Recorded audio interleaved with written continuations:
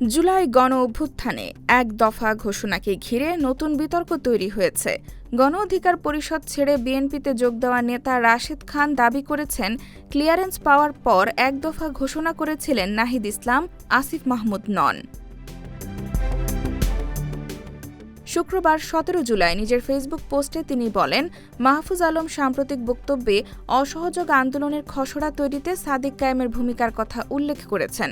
তবে রাশেদ খানের অভিযোগ, এ বক্তব্যকে ভিন্নভাবে উপস্থাপন করে এক দফা ঘোষণার কৃতিত্ব নিয়ে বিভ্রান্তি তৈরি করা হয়েছে।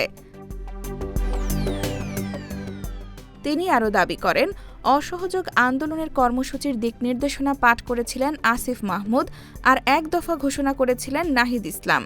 একই সঙ্গে মাহফুজ আলমের সাম্প্রতিক অবস্থান নিয়ে প্রশ্ন তোলেন রাশেদ খান।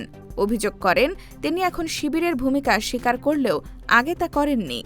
রাশেদ খানের এই বক্তব্য সামাজিক মাধ্যমে নতুন আলোচনা ও রাজনৈতিক বিতর্কের জন্ম দিয়েছে। সংশ্লিষ্টদের পক্ষ থেকে এ বিষয়ে আনুষ্ঠানিক প্রতিক্রিয়া এখনো পাওয়া যায়নি। M1 TV news desk.